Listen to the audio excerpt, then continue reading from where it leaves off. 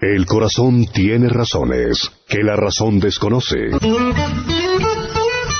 La fe y la razón no se excluyen. El nuevo continente. Razones para la fe. Con el pastor, teólogo, apologista y escritor Arturo Rojas y su esposa Daisy Guzmán, consejera y comunicadora social. Razones para la fe.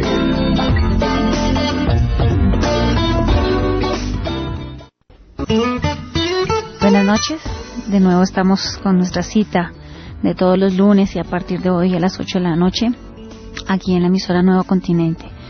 El último lunes fue el pasado que teníamos el programa 8:15, así que bueno, ya quedó claro y esperemos que estén todos en sintonía, como muy bien lo manifiesta Oscar y Mónica López desde New Jersey, Natalie López, Nayibe Japer y Camilo Pegui. Y hay mucha gente escuchándonos. Gracias, Guillermo Ramas, William Solórzano, Esteban Urrego, Roger Tavares, Nixa Beltrán desde España y Liliana Street Lesmes, Marisol. Bueno, qué bueno que estén acá, 8 en punto, así que ya pueden agendarse todos los lunes, como ya lo hemos dicho. Hoy vamos a tratar un tema muy importante, un tema siempre actual, polémico, sobre la pena de muerte, legítima o ilegítima. Venimos con temas similares. El lunes pasado tratamos los genocidios en la Biblia. El anterior a este fue el aborto, una mirada racional a un tema emocional. Y anterior a este el aborto, estuvimos también con narcotráfico, drogadicción y legalización. Todos los programas están ya colgados en el grupo Razones para la Fe y en YouTube para quienes no lo han escuchado puedan hacerlo y poder seguir en línea con estos temas, incluyendo el de hoy, la pena de muerte, legítima o ilegítima. Buenas noches a todos. Aquí ya mi esposa les dijo todo lo que, les hizo ya toda la introducción, así que pues vamos a mirar cómo nos va con este nuevo horario. Esperamos que las cosas sean mejor todavía que como venían hasta ahora, porque vamos a tener pues más tiempo para tratar un poquito más cada tema, para responder preguntas, y confiamos en que sea más participativo y todos nuestros oyentes pues estén igual que nosotros, contentos por este cuarto de hora que vamos a tener de más a partir de hoy en nuestro programa, a partir de las 8 de la noche. Bueno, entonces vamos al grano. Mi primera pregunta, ¿la pena de muerte está en contra de lo que dice la palabra de Dios? Eso es lo que creen muchas personas. La perspectiva superficial que tienen muchos de este tema es que la pena de muerte está en contra de la Biblia, pero tal vez no sea muy propio del espíritu del Evangelio, la pena de muerte. Pero de ningún modo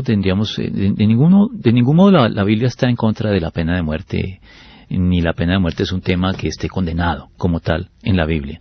Es cierto que pues existe un mandamiento, tal vez ese es el meollo del asunto, que hay un mandamiento expreso dentro del Decálogo que dice no matarás. Es una orden puntual, concreta, y que no admite prácticamente matizaciones, y de ahí de la consideración del mandamiento es que muchos llegan a la conclusión de que la pena de muerte como castigo para el delito o para el pecado, como queramos verlo, está en contra de la Biblia. Pero lo que vamos a aclarar hoy es que no es así.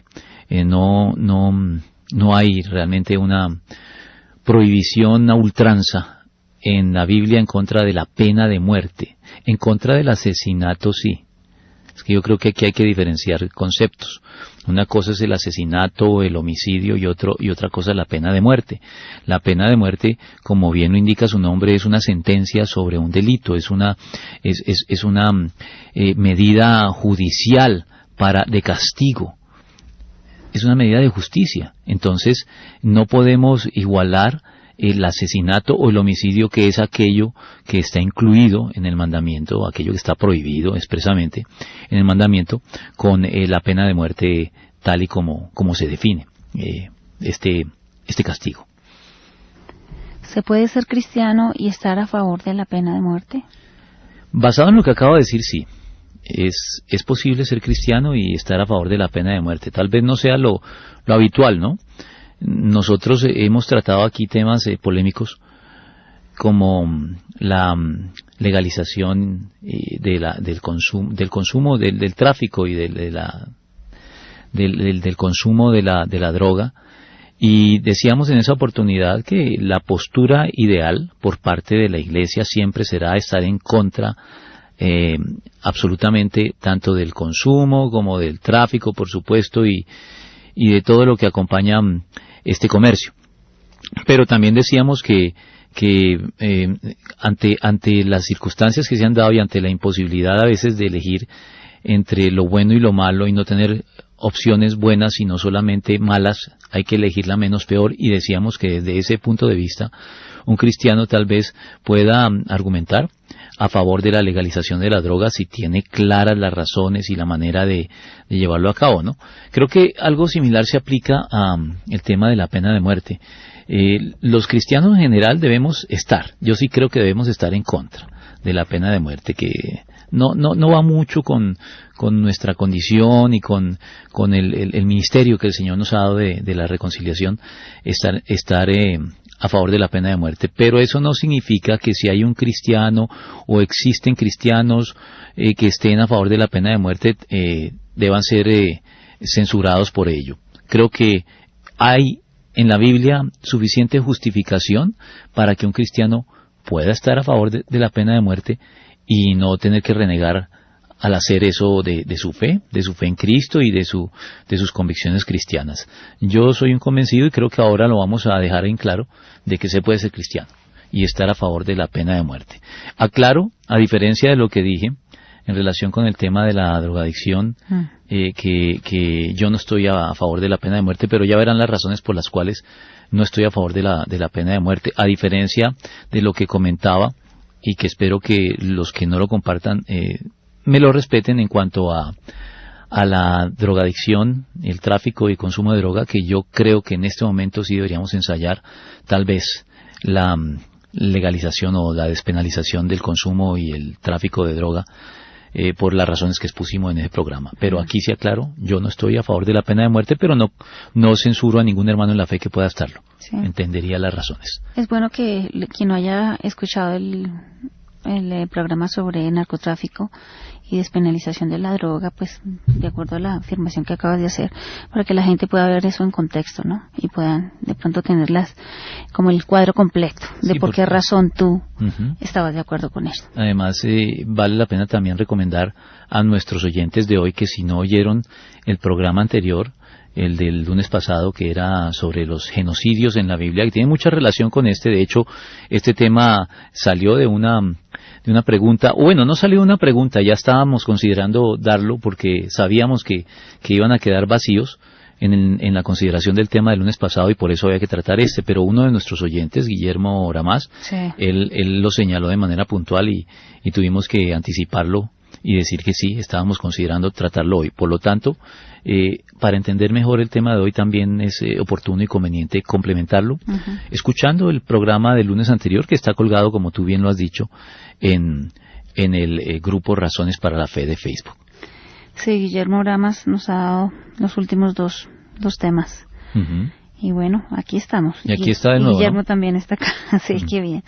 Bueno. No esperaba otra cosa, si él sí, claro, de alguna manera lo dice, pues por supuesto que estaría presente con nosotros. Sí, aquí está Natalie López desde New Jersey, dice: estoy más que lista para escuchar este tema, ya que es relevante a la carrera que estoy estudiando. Bueno, Camilo Pegui también está listo para escuchar este importante tema, dice. Está Cristina Jiménez con Jorge Orjuela desde Ottawa, Canadá, escuchándolos con mi esposo, dice, excelente programa. Mauricio Efraín Rojas dice, qué bueno, más tiempo. Dice Jaime Iván Torres, muchas gracias por el programa. Eliana Jara dice, una política de pena de muerte en un mundo tan corrupto es un riesgo.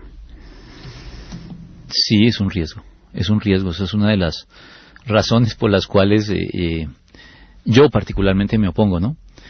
Pero hay esa es una consideración que no es teológica, ¿no?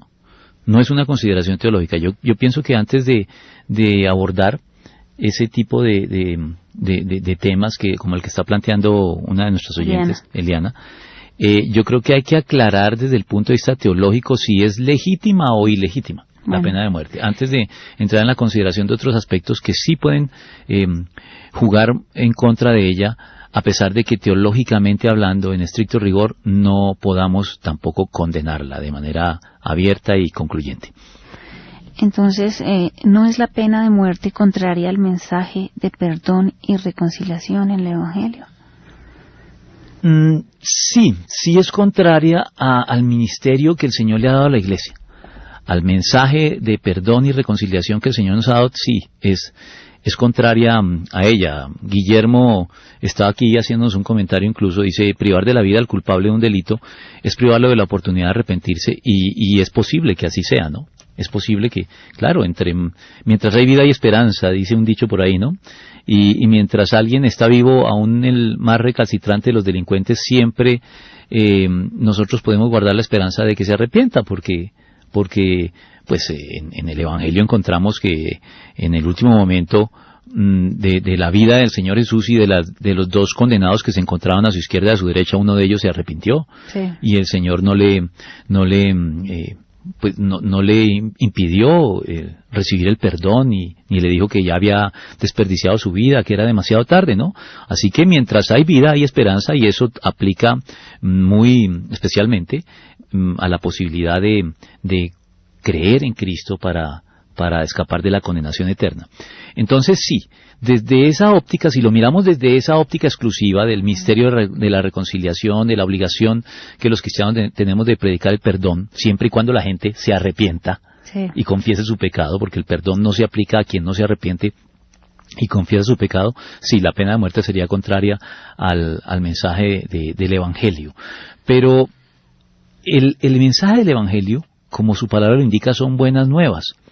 Pero esas buenas nuevas deben contrastarse siempre contra el trasfondo que hace que esas noticias sean buenas, sean gratas. Mira, yo creo que lo he comentado aquí en otras oportunidades. Desde los reformadores, Lutero especialmente, él dijo que en la Biblia hay un esquema a lo largo y ancho de toda la Biblia que él designó como un esquema de ley y evangelio. Él dijo, siempre la Biblia contiene, tanto en el Antiguo como en el Nuevo Testamento, contiene ley y contiene evangelio. ¿En qué consiste la ley? La ley no es necesariamente Lutero no se refería propiamente a los 5 primeros libros de la Biblia.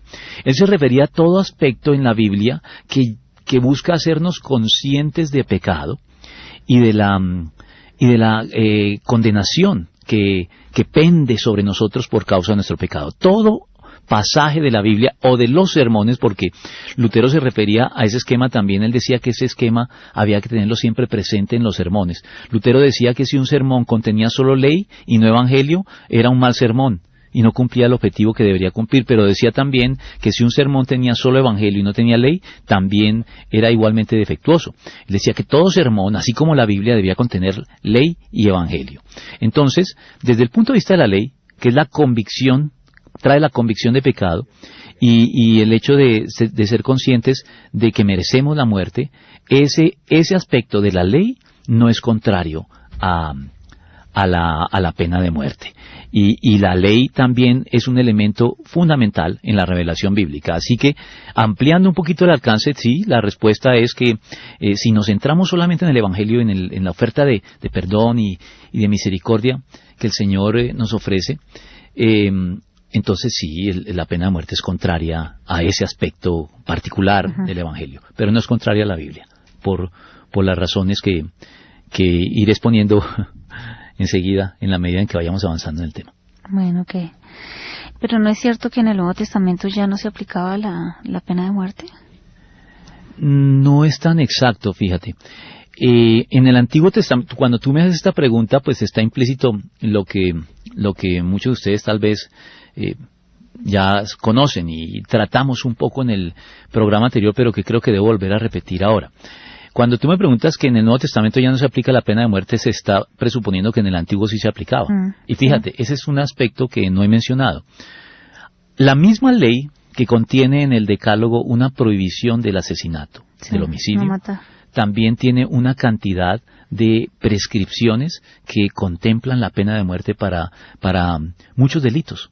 Para cerca de 35, si mal no estoy, alguien hizo este conteo y en la ley mosaica había cerca de 35 delitos que se debían castigar con la pena de muerte. Ahora, yo quiero tal vez citar al respecto de la pregunta que me acabas de hacer, una reflexión del teólogo R.C. Sproul. Él sale al paso de los que señalan la reducción o podríamos decir la eliminación, en gracia y discusión podríamos decir la eliminación de la pena de muerte en el Nuevo Testamento por comparación con el Antiguo, y él hace esta aclaración. Voy a leerla textualmente. Él dice: no podemos negar que el Nuevo Testamento parece reducir el número de ofensas capitales. Es cierto. Por comparación, el Antiguo Testamento parece radicalmente severo. Pero mira lo que sigue diciendo. Lo que parece que no recordamos, no obstante, es que la lista del Antiguo Testamento ya representa en sí misma una reducción masiva de la lista original en materia de delitos capitales. Entonces, detengámonos aquí. Él dice que ya en el Antiguo Testamento hay una reducción, y no cualquier reducción, es una reducción masiva de la lista original en materia de delitos capitales. Él sigue diciendo, para explicar esta afirmación un poco extraña que puede sonar un poquito confuso para algunos, él dice: el código del Antiguo Testamento representa un repliegue de parte de Dios como expresión de su paciencia y su indulgencia divinas. Seguimos sin entender cómo se puede referir de esta manera al Antiguo Testamento. Continuamos leyendo. La ley del Antiguo Testamento es de una gracia sorprendente. Para encontrarle sentido a mis palabras extrañas, debemos volver al principio, a las leyes originales del universo. ¿Cuál era la pena para el pecado en el orden creado originalmente? Y él responde: el alma que pecare, esa morirá. Entonces ahí se entiende lo que él viene diciendo. En la creación todo pecado es considerado como merecedor de la muerte. Todo pecado es una ofensa capital. Por lo tanto, el hecho de que en el Pentateuco solamente 35 faltas o pecados se castiguen con la muerte ya es una reducción, porque originalmente todas merecían la muerte, ¿entiendes? Entonces, porque él dice que ya el Antiguo Testamento ya implica una reducción masiva, y por supuesto en el Nuevo es todavía mayor la reducción, como tú bien lo señalabas cuando me preguntabas si en el Nuevo Testamento ya no se aplica la pena de muerte. Pero también ahí creo que vale la pena aclarar algo. En el Nuevo Testamento sí se aplica la pena de muerte. Para los judíos la pena de muerte seguía vigente. Esa es la impresión que tiene la gente. Pero cuando uno lee detalladamente el Nuevo Testamento, por ejemplo, a Esteban lo apedrearon. Sí. Era la muerte por lapidación, que era el método de ejecución dentro de los judíos, era la muerte por lapidación. Pablo, el antiguo Saulo de Tarso, perseguidor, estuvo allí liderando el apedreamiento de Esteban. A Jacobo el mayor, el hermano del apóstol Juan, también Herodes lo ejecutó. Y los romanos tenían por completo instaurada la pena de muerte de varias maneras. Los romanos ejecutaban por crucifixión a los delincuentes políticos, a los subversivos. Era la pena de muerte más cruel, más severa, tal vez es la más cruel que ha habido en la historia, dicen muchas personas. Pero también ejecutaban a las personas por decapitación. El apóstol Pablo murió por decapitación en Roma. El apóstol Pedro murió crucificado también en Roma. Cuando ambos coincidieron en Roma, se dice pues está establecido ya por la historia, que Pablo fue ejecutado de una manera mucho más humana que Pedro. Porque la ejecución por decapitación es mucho más humana, es menos cruel, violenta, menos sufrida que la pena de muerte por crucifixión. Y la razón para ello, ya que estamos hablando de estas cosas, es que Pablo, por ser ciudadano romano, él no se le podía aplicar la pena de muerte por crucifixión. A Pedro sí. A Pedro y a los cristianos que no tenían la ciudadanía romana no podían hacer esta apelación, y por ello ellos tenían que padecer la pena de muerte por crucifixión. Así que no es cierto, aunque esa sea la impresión de muchos, que en el Nuevo Testamento ya no se aplicara la pena de muerte. Se aplicaba. Los judíos la aplicaban, como se estableció en el Antiguo Testamento, por lapidación, y los romanos también lo hacían por crucifixión, como lo hicieron con el Señor Jesucristo.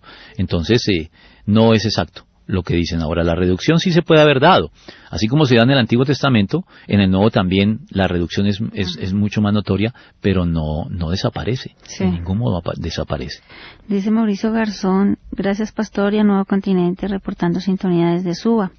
La mujer sorprendida en el adulterio en el Evangelio de Juan es una muestra de la pena capital en el Nuevo Testamento. Ella están pidiendo la lapidación, sí, Mauricio, es muy oportuno el apunte.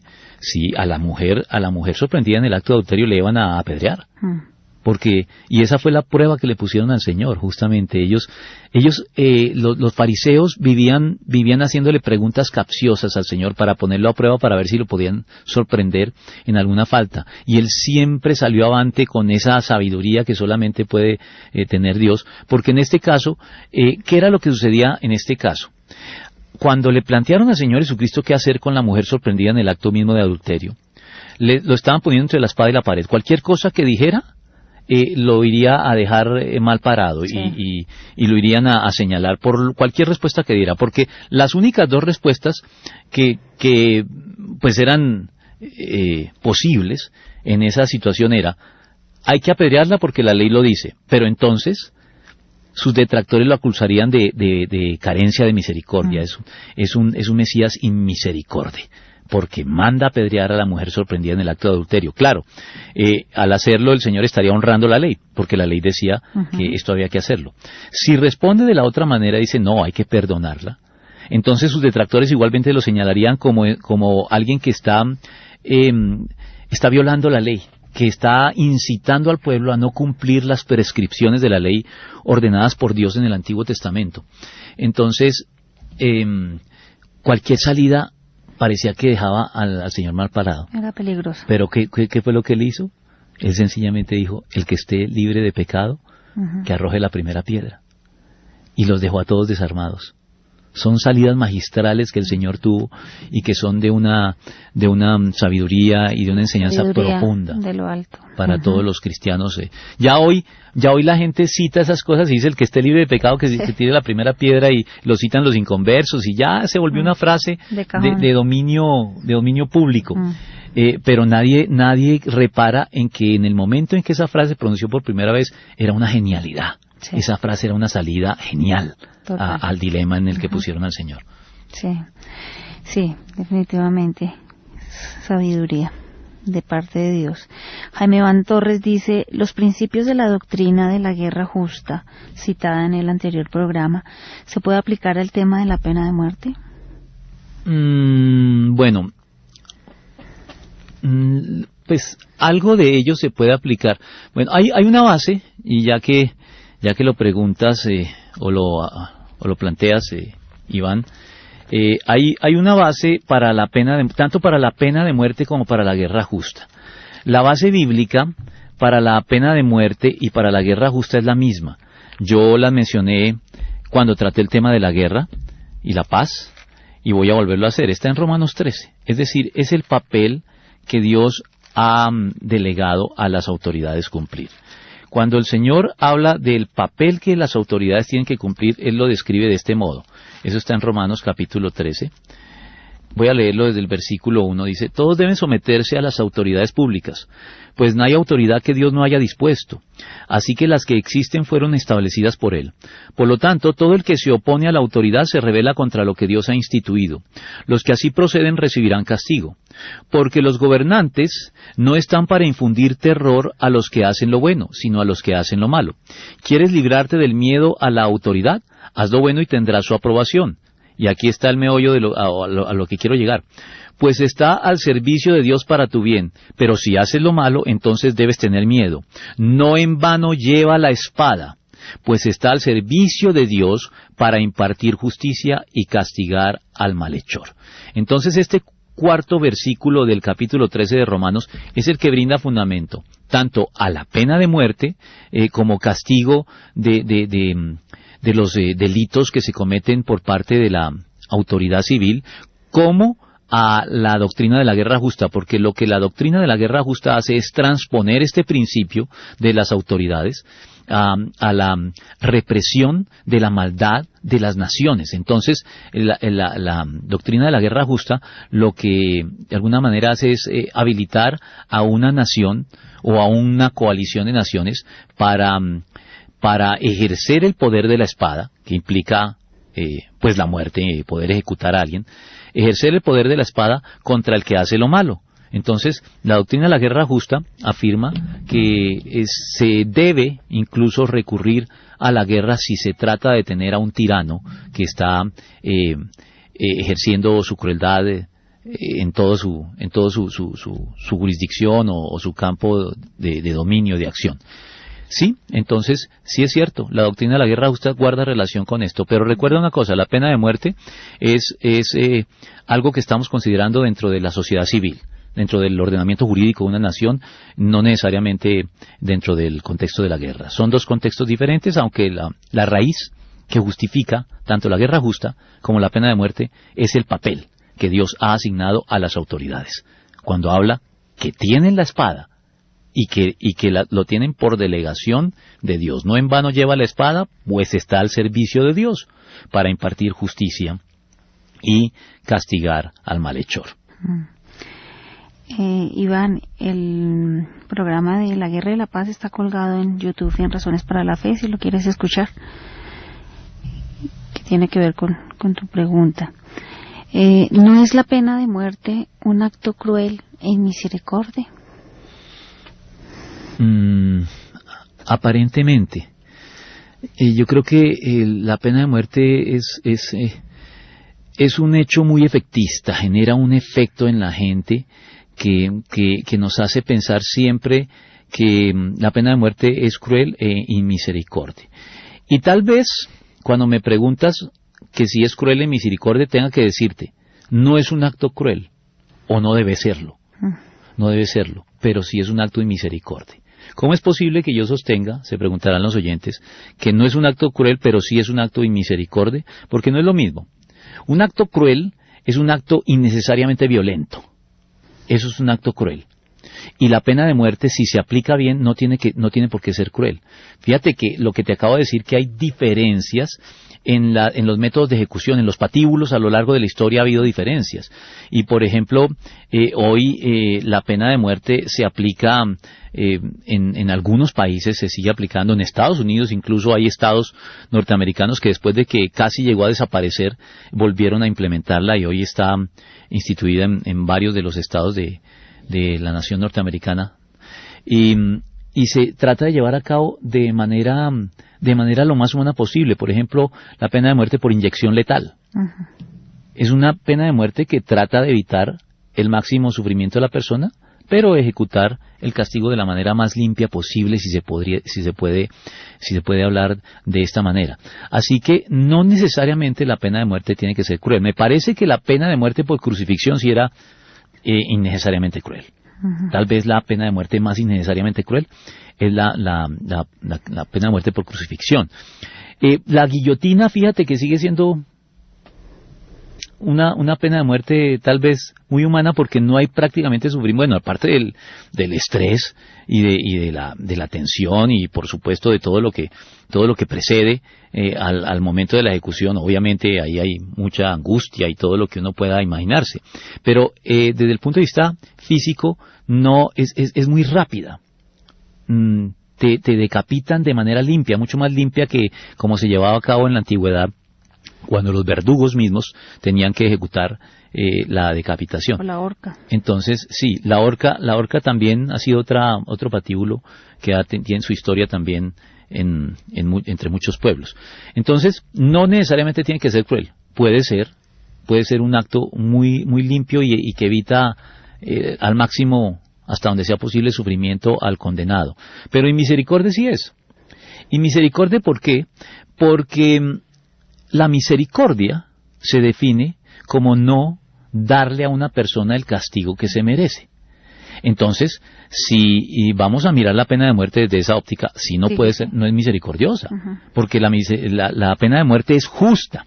A eso voy. No es cruel No necesariamente tiene que ser cruel, pero sí es sin misericordia, porque es que no está previsto que la pena de muerte otorgue misericordia, sino justicia.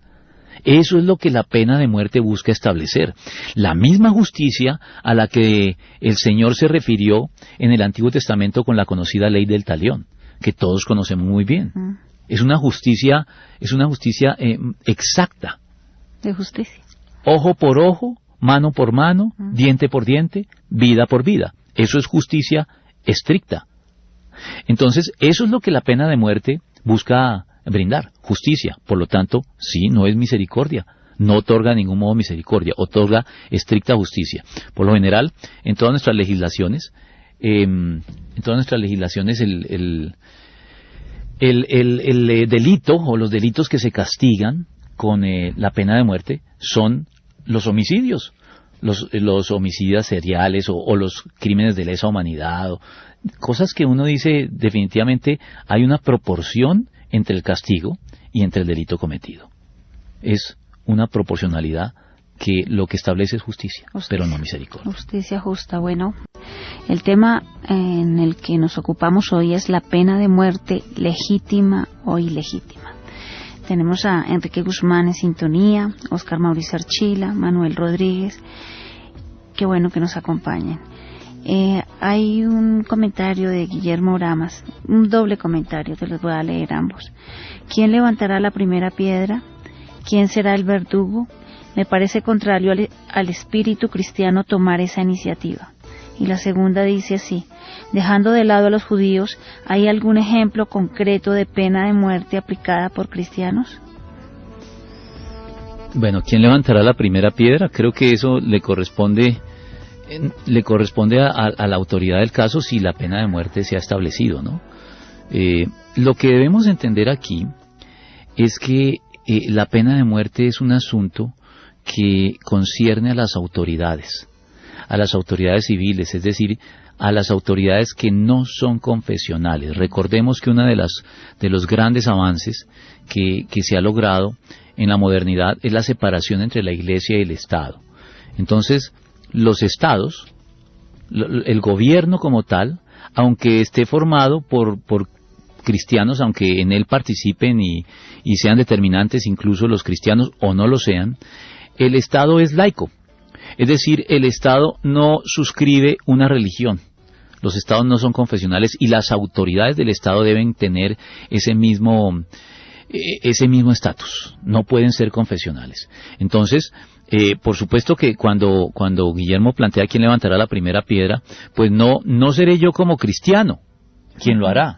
Romanos 13. Pero si yo estoy en una posición de gobierno una autoridad y soy cristiano y la pena de muerte está establecida, yo debo aplicarla y no estoy renegando de mi condición de cristiano, porque no estoy siendo misericordioso, pero es que cuando yo soy un funcionario del Estado, el Estado no está para ser misericordioso. El Estado está, vuelvo y leo aquí, no en vano lleva la espada, pues está al servicio de Dios para impartir justicia. Aquí no habla de que el Estado está para ofrecer misericordia, sino para impartir justicia y castigar al malhechor. Entonces hay que deslindar, y a veces no es tan fácil, lo que yo debo hacer si soy un funcionario del Estado y lo que se espera de mí en mi condición de cristiano. Por eso es que a veces vienen conflictos de conciencia, porque pues si estamos ejerciendo una función como funcionarios del Estado, valga la redundancia, pues y somos cristianos, a veces no es tan fácil llevar a cabo ejecutar una pena de muerte, pero debemos diferenciar eso, porque yo he visto que algunos cristianos dicen, pero los cristianos debemos comportarnos de acuerdo al Sermón del Monte. Sí, estoy de acuerdo. Esa es la ética de los cristianos y esa es la ética que debemos empezar a implementar acá, pero es una ética que es la ética ideal para el reino de Dios. Debemos empezar a ejercitarnos en ella acá, pero mientras este mundo sea un mundo caído, necesitará autoridades con la espada que puedan o que ejecuten la pena de muerte cuando está establecida y contemplada en las legislaciones del país del caso. Me dice Guillermo también aquí que si dejando de lado a los judíos, no sé exactamente a qué se refiere ahí, pero bueno, es irrelevante porque él lo que pregunta enseguida es, ¿hay algún ejemplo concreto de pena de muerte aplicada por cristianos? Bueno, Estados Unidos es una nación cristiana. Sigue siendo tal vez un país sui generis en la actualidad, porque del primer mundo antiguamente cristiano, es decir, Europa y Estados Unidos, Europa se descristianizó por completo. Europa es completamente laica. Y de los únicos países, tal vez el único, casi el único, que queda de los países del primer mundo cristianos, que tiene una mayoría cristiana, y un remanente firme, es Estados Unidos. Uno puede estar en desacuerdo con muchas cosas y muchas de las políticas expansionistas o imperialistas de Estados Unidos y lo que quiera, pero los cristianos, yo reconozco que ahí hay un remanente muy fuerte, muy firme, que la Iglesia sigue teniendo presencia y sigue teniendo voz y voto en la sociedad norteamericana. Y es esa sociedad la que tiene en muchos de sus estados, ha recobrado la pena de muerte, o la ha tenido, nunca ha desaparecido del todo en Estados Unidos. Y es una pena de muerte ejecutada de manera más humana y de pronto honra mejor la justicia que la pena de muerte tal y como la establecen los países musulmanes, por ejemplo, donde también se aplica, o en China, los países todavía comunistas donde hay una violación de los derechos humanos masiva, precisamente por cuenta de una aplicación injusta de la pena de muerte sobre muchas personas, que es algo que comparativamente hablando, no estoy diciendo que en Estados Unidos sea perfecta la justicia, pero comparativamente hablando sí deja mejor librado a la potencia del norte que a estos otros países que acabo de mencionar. Así que creo que ahí le estoy respondiendo a Guillermo. Si hay un ejemplo concreto actualmente, Estados Unidos es un país de mayoría cristiana todavía y allí se aplica, las autoridades aplican la pena de muerte. Uh-huh. Y hay cristianos que están de acuerdo con ella, como les decía, tal vez no estemos de acuerdo con estos cristianos, pero no podemos decir que están por fuera del cristianismo, porque ellos están enfatizando un aspecto de la revelación de Dios, que es la ley y la justicia. No es contradictorio oponerse al aborto, pero estar a favor de la pena de muerte.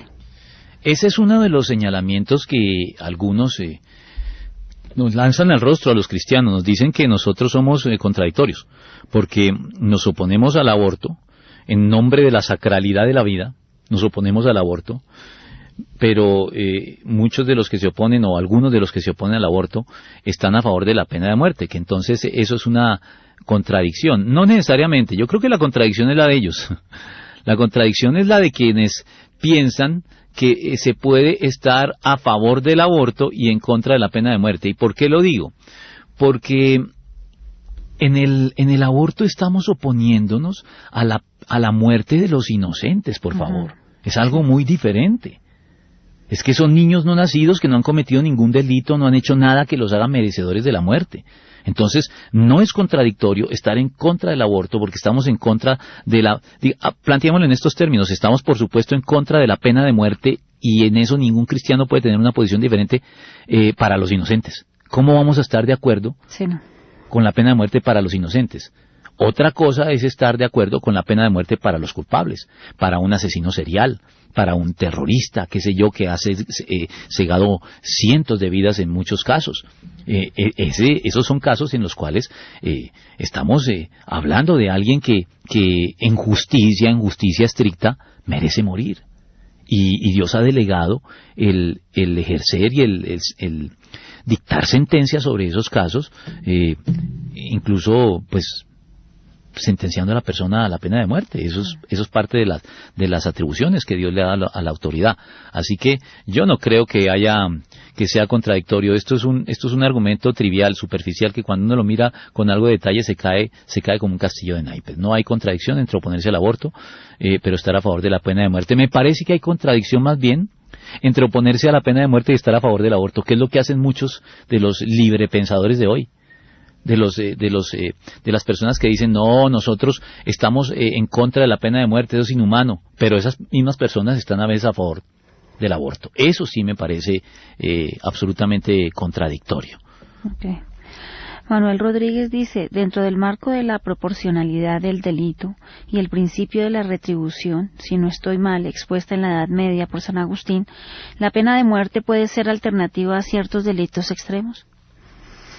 A ver, no, tengo que asimilarla con más calma. Vuélvela a repetir.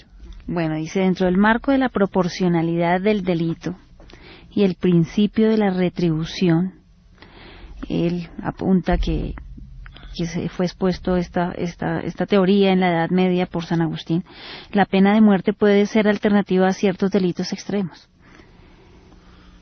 No entiendo muy bien. Bueno, sí, hay una proporcionalidad entre el delito y el castigo. Eso es lo que busca la justicia, que haya una proporcionalidad entre ambas cosas, entre el delito cometido y el castigo. La justicia busca retribuir a la sociedad y al malhechor en la misma medida en que el malhechor ha dañado a la sociedad y a la víctima, ¿no? Entonces, si hay una proporcionalidad, debe haber una proporcionalidad entre el delito y el castigo. Pero no entiendo la última parte, el hecho de que la pena de muerte sea alternativa a ciertos delitos extremos, eso no me queda claro, así que Manuel, perdóname, pero no. Pues sigue estando dentro de la proporcionalidad. Uh-huh. Los delitos extremos debe haber pena de muerte. La pena de muerte puede ser alternativa y de hecho lo es en las legislaciones en que la tienen, es alternativa a la cadena perpetua, por ejemplo. Los delitos que generan cadena perpetua y en Estados Unidos, por ejemplo, hay una cosa que es que hay diferentes delitos se juzgan y la persona a veces la sentencian a varias cadenas perpetuas. Eso a mí yo no logro encajar la lógica de eso, de que te condenan a una cadena perpetua y la sentencias a 2 o a 3 cadenas perpetuas. Una cadena perpetua ya no admite ninguna otra cadena perpetua, ¿no? Creo que sí puede ser, la pena de muerte de alguna manera ha sido una alternativa a la cadena perpetua. Ahí hay otras consideraciones que son las que mencionaba una de nuestras oyentes que preguntó algo al comienzo. Sí, aquí dice, espérate un segundo, pero ven, antes de que comentes lo que dice esta persona, si no es por un motivo teológico, entonces ¿cuál es el problema real con la pena de muerte? Ahí está lo que veníamos diciendo. Realmente el problema con la pena de muerte no es teológico. Así los cristianos nos inclinemos y debamos inclinarnos hacia la misericordia y no tenga buena presentación. Yo creo que no tiene muy buena presentación que un cristiano esté abiertamente a favor de la pena de muerte. Me parece que no es bueno, que me parece que el espíritu que el Señor quiere que los cristianos llevemos a cabo es un espíritu misericordioso, como el que Él pues ilustró y ejemplificó durante su paso por el mundo. Recuerda que el Señor tenía 12 discípulos que eran un poquito severos y le pidieron, cuando los samaritanos no recibieron el evangelio, que eran los hijos del trueno, sí. Jacob y Juan le dijeron que hiciera llover fuego del cielo para que los consumiera, y el Señor les dijo: ustedes no saben de qué espíritu soy.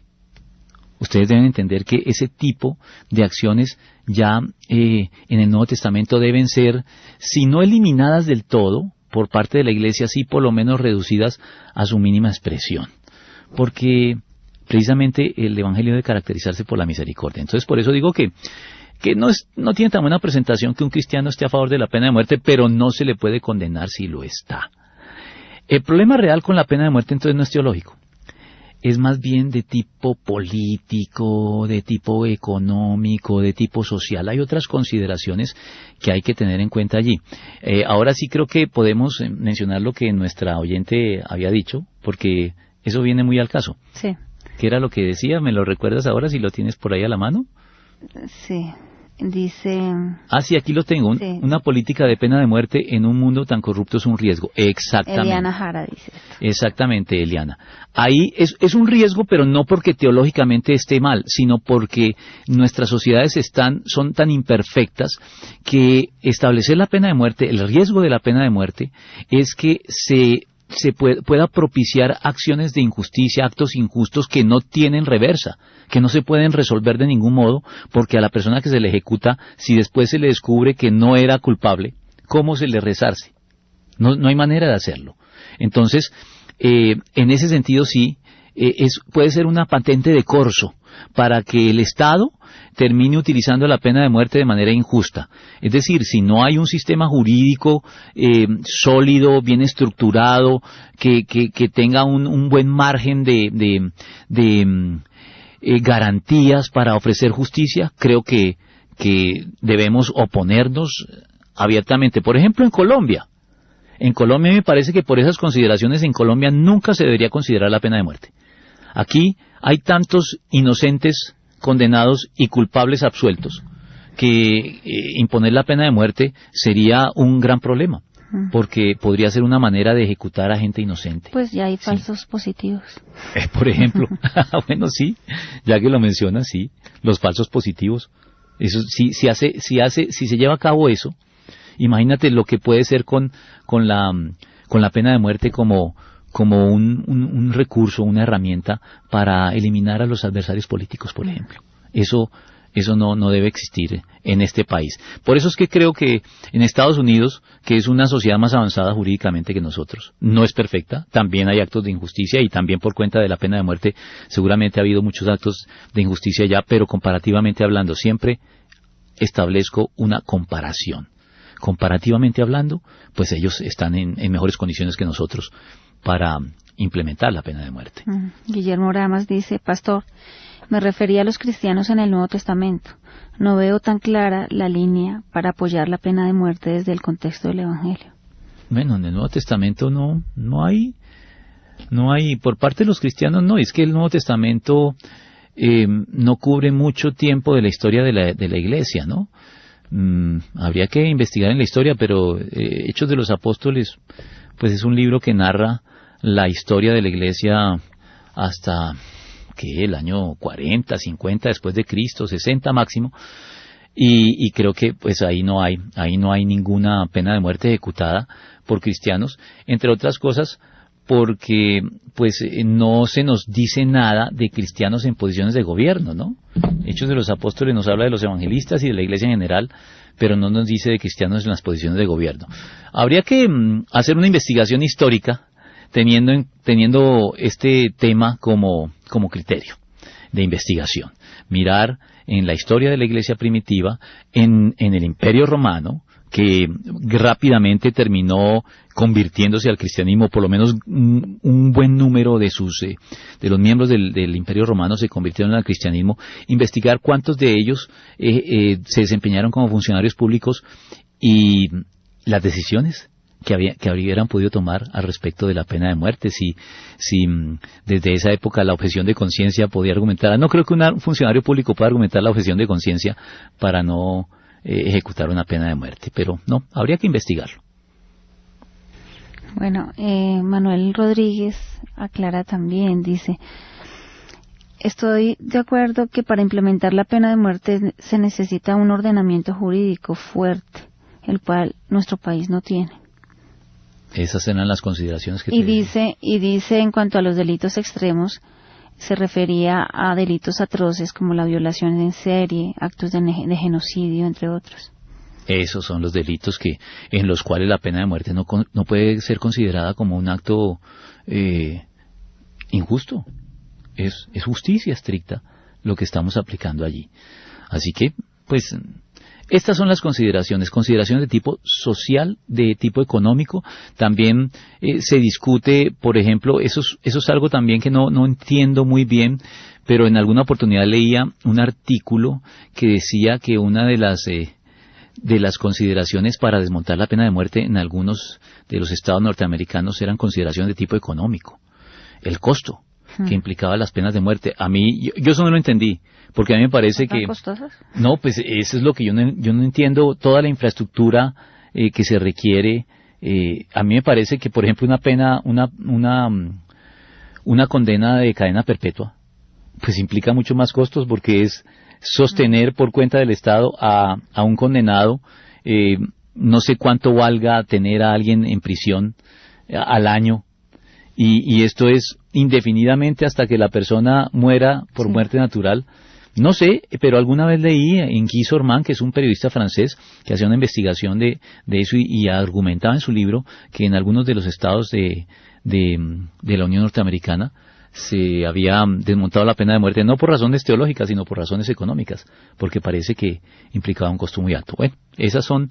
Esto tiene muchas cosas, muchas vertientes que explorar, así que no pretendemos aquí decir la última palabra, sino brindar una orientación general para que las personas entiendan, primero, que la pena de muerte no está en contra de la Biblia. Segundo, que se puede ser cristiano y estar a favor de la pena de muerte, aunque no sea lo habitual ni lo usual ni tenga muy buena presentación. Tercero, que aunque la pena de muerte sí sea contraria al mensaje de perdón y reconciliación del Evangelio, no es contraria a la ley de Dios revelada también en las Escrituras. Es un acto de justicia y que nunca ha desaparecido. No es cierto que en el Nuevo Testamento ya no se aplicó. En el Nuevo Testamento se seguía aplicando. Lo que pasa es que ya el pueblo de Israel no estaba en condiciones de ejecutar, por ejemplo, a los condenados a muerte porque tenía que pedirle permiso al Imperio Romano. Por eso fue que al Señor Jesucristo no lo pudieron ejecutar los judíos, que era la intención. Ellos querían ejecutar al Señor Jesucristo, pero ellos tenían una restricción por parte del Imperio Romano. El Imperio Romano les permitía juzgar casos siempre y cuando no involucraran la pena de muerte. Si involucraba la pena de muerte, ellos no podían dictar sentencia en ese caso y tenían que llevar el asunto al procurador romano, que fue lo que hicieron los que acusaron a nuestro Señor Jesucristo. Lo llevaron al procurador romano porque no podían ellos aplicar la pena de muerte para que él la aplicara. Y por eso es que Pilato quedó en la historia como un gobernante pusilánime que se dejó presionar por los judíos, porque sabiendo que Cristo era inocente, para darle gusto a los judíos y para evitar desórdenes, terminó cediendo a la petición de ellos de ejecutarlo, y por eso Cristo fue crucificado. Si fuera por los judíos lo hubieran lapidado, pero fue crucificado finalmente. Mira, yo creo que todos estamos bajo la pena de muerte. Déjeme cerrar nuestro tema de hoy con 12 pasajes bíblicos que siempre me han gustado mucho. Uno es el Salmo 79. En el Salmo 79, el versículo, ya lo ubico aquí, el versículo 11 del Salmo 79, es una oración del salmista, de Asaf en este caso, donde clama a Dios y le dice que lleguen a tu presencia los gemidos de los cautivos, y por la fuerza de tu brazo salva a los condenados a muerte.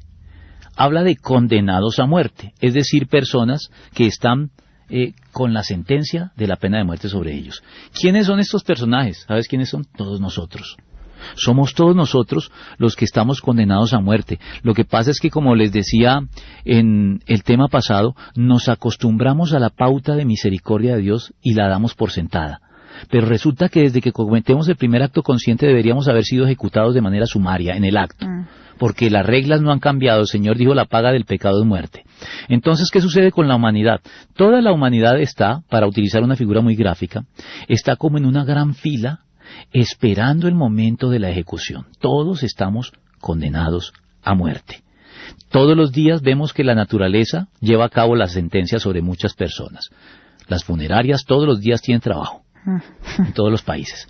Entonces, lo que está sucediendo es que cada día se corre un turno y nosotros seguimos en la banca avanzando al momento inexorable en que nos llegue también a nosotros el momento de ejecución de la sentencia, porque todos somos condenados a muerte, y Asaf clamó de este modo. Pero ¿sabes qué encuentro yo en el Salmo 102? En el Salmo 102 encuentro la respuesta final de Dios, que es la que se da en el Evangelio. En el Salmo 102, versículos 19 al 20, dice: miró el Señor desde su altísimo santuario, contempló la tierra desde el cielo, para oír los lamentos de los cautivos y liberar a los condenados a muerte. El clamor de Asaf en el Salmo 79, el Señor anticipa que ya lo escuchó y que liberará a los condenados a muerte.